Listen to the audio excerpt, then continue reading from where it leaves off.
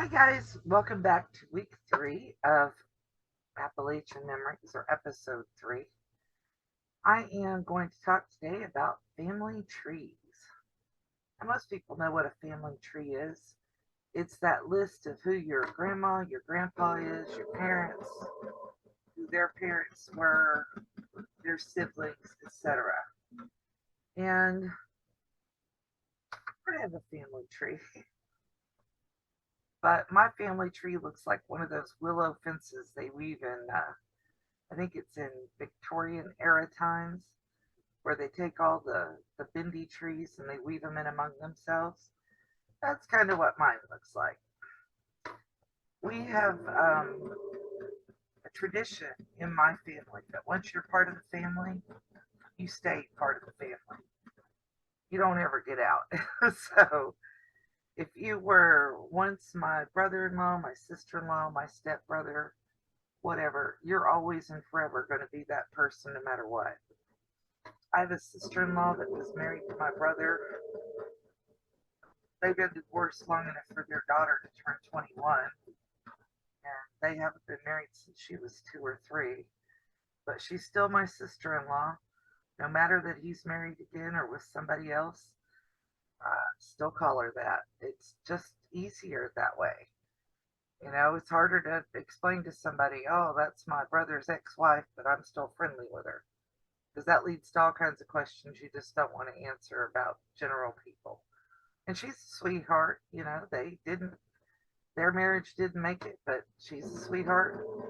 So there's no point in me saying anything bad about her. Same thing goes with the rest of the family. I have an uncle who was married a couple times. His kids, or his ex-wife's children, are still my cousins.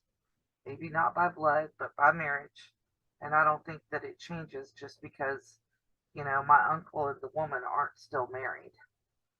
Matter of fact, he's passed by this point, and the woman's still alive, and I count her kids as first cousins no matter what. So when your family tree doesn't twist, it makes it difficult, because then you're trying to figure out, am I related to this person or not? And in Kentucky, in a lot of rural areas, everybody is related somehow. So, I remember I went to high school in the same town my granny lived in for a year or so. I went home one day and I told Granny, I said, boy, I met the cutest guy. He seems really nice, blah, blah, blah. And she's like, what's his name?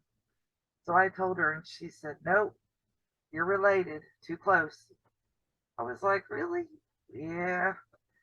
So after that, I started paying attention to who was related to who, because you don't want to accidentally, dating or marrying up with your, first cousin once or first cousin or whatever. That's how you end up with generation problems. But it's really interesting when you start talking about Granny. My mom, I tell people this and they're always astounded. My mother was one of 17 children. Her mother had 10 children, and her father came to Florida, remarried, and had 7 more. And I have been lucky enough to live around both sets of family. So I have 17 aunts and uncles, living and past. They're not all alive. Um, and with 17 aunts and uncles, you figure most of them had at least 2 kids. There's a couple of exceptions, but those aunts and uncles also had, in some cases, stepchildren.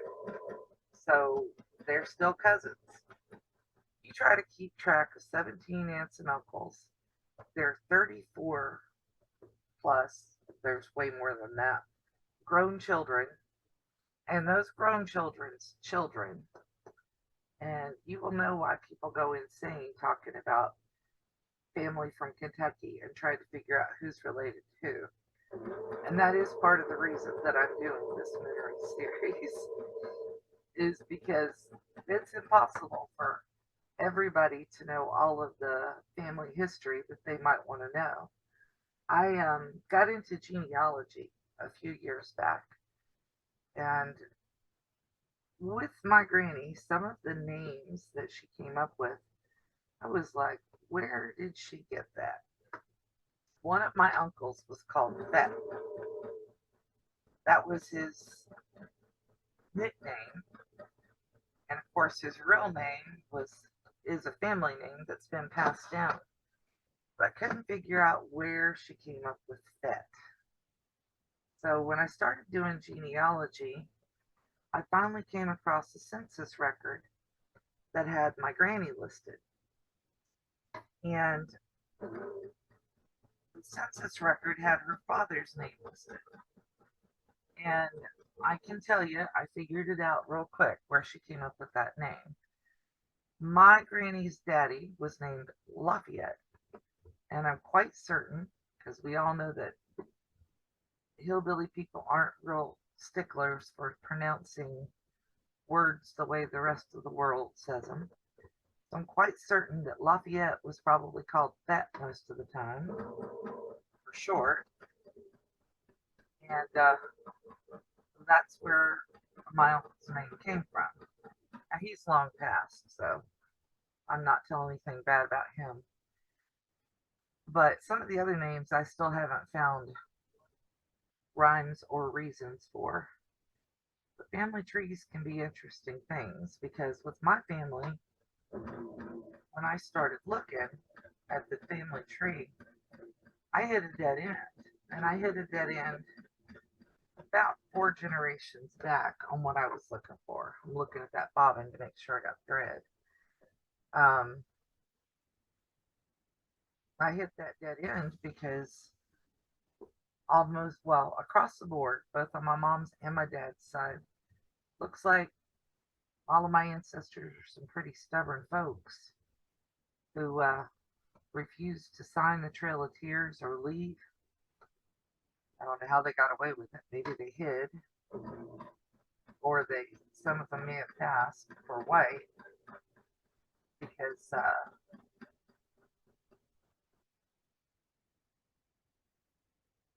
I don't think that they were given lots of choices about whether they stayed or went. Boy, if I could talk. But I ran across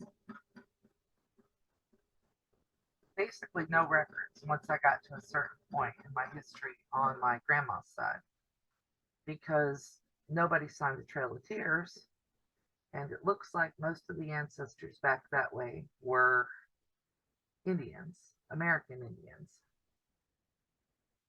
That one didn't cut all the way. Let's give it a little corner snip. What I'm sewing today is I have a bin that I keep 2.5-inch squares in. I cut them out of the scraps of whatever I've made, and then I just sew them together when I have a few minutes just to sit and sew. And eventually they become a quilt top, basically a crazy quilt top of all squares. And I just put them together into squares as I go, and then when I get a big enough piece, I join it to the other piece that's on my design wall. And when that gets big enough, I turn it into a utility quilt. So whoever happens to be in need of information or a quilt or a hug or whatever gets that quilt. I've made them baby size. I've made them twin size. I've made them in between size. There is such a thing in my world, I don't know about yours, as a card quilt. And I use those whenever we go anywhere in the wintertime, because road trips aren't real uncommon in my family either. But I don't want to digress on the road trips. That's a whole different subject. We're going to stick with the family tree. So the reason the family tree came up is when my mommy was in hospice at the end of her life, my brother's wife, the sister-in-law that he hasn't been married to in years and years, came up to hospice to help as much as she could, and she was a true blessing. Connie, thank you. she put us in contact with a minister to do some final things that my mother wanted done. She knew exactly who to call to get that to make that happen, and she helped a lot of us. She gave us all comfort to, and it was just so sweet to everybody. I appreciate that. But during the course of all the time at hospice and the arrangements afterwards, um, my sister-in-law made a phone call to the minister for us, and I didn't even realize that she had done it until after the phone call was over. But apparently, she was saying half sister, stepmother, etc. We don't use those terms in my family most of the time. And one of my aunts came to me and was like, "Well, why is she calling us this or that or the other?" And I said, "Because she's not from where we are. In where I'm from, there's no such thing unless it's needed for medical purposes. You never use the terms half or step or whatever." And my sister-in-law was being genuinely kind. She was not being any kind of rude to anybody. She just that those were the terms she knew, so that's what she used. And but it can get really confusing if you are from outside the family and people start talking about, "Oh, that's my sister, my brother. I thought you said you had one brother, one sister." Well, yeah, but I also have brothers and sisters from this other way, also, like stepchildren. And that particular tradition from my family carries on with me. I still count children from my first marriage, or well, not from my first marriage, because the children from my first marriage belonged to my first husband. But my second husband had kids of his own. And as far as I'm concerned, those children are mine just as much as any I gave birth to. My current husband, I love him to death. He is such a sweetheart.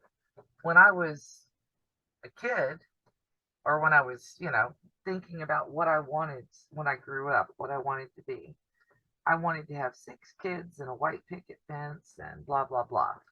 Well, I only had 2, and I only had 2 boys, and I'd always wanted a girl. And then I'd never had my white picket fence because, just never played out in cards. So when Wayne and I got together, we started dating, and then I found out he had 4 daughters. I was like, "Oh, 6 kids, yeah, must be the right guy," because my 2 and his 4. And then we got started talking, and not long after we got married, I ended up in the hospital and I got really sick. And I had sepsis, and I was in there for a while. But when I came home, my husband had put up and painted a white picket fence in front of my house. So I got all of my little childhood dreams with my husband, and I just think that that's sweet as it can be. And I always wanted, big family, lots of kids, lots of grandkids. Well, let me tell you what, my new daughters have more than fulfilled that dream. I now have 22 grandchildren, and if I remember right, the I only had 2 whenever Wayne and I first got married or first got together. So in the last 9 years, between all those kids, they have presented us with 22 grandchildren or 20 grandchildren. And I love babies. So I've gotten to do lots and lots and lots of baby sewing. And so if you ever hear me talk about, my daughters or my grandkids, and you happen to know me personally, we don't make those distinctions. I may, out of courtesy to their mother, call them my stepdaughters if she's around. But for the most part, they're my daughters. I love them just like I gave birth to them. Don't mess with my daughters now. And I got boys. They'll go beat you up. So my daughters got brothers. My kids got sisters. I just think it's a win-win. And there are families where that's not a proactive or accepted way to do things. But I think in mine it works out really well, and I have discussed it with almost all my daughters. You know, I'm not taking the place of anybody. They're not, Wayne's not taking the place of my kid's dad. But we figure that it's nice, if we can just be a family and not have to sit here and calculate bloodlines before we can sit down and have a meal together. So, and that's pretty much the whole basis for why I don't mind twisty, turny family trees or, the issues that causes with genealogy. Because when it comes right down to it, family isn't necessarily about the people you share blood with, it's about the people you share love with. And that is a lesson that I learned growing up in Appalachia. I learned it from my granny, from my great granny, from my mommy. The fact that everybody who comes to your table or their tables was fed told me that all people are valuable. The fact that you never call anybody anything except family tells me that all people are valuable and that it doesn't matter what your mommy, daddy, sister, brother, grandpa, grandma did, that when it comes right down to it, it's all about who do you love. And that's the most important lesson I think I learned in Appalachia. And it's the one that I hope that I'm sharing with people in this podcast series. So I think that's long enough podcast for this week. And I will see you guys next week. I will put a couple of pictures in here for what these all look like once they're ironed up or maybe even sewn together. And I'll show you a picture of what's on my design wall as far as what I've gotten out of sewing from this box for just the last few weeks. Thank you for watching. You guys have a great day.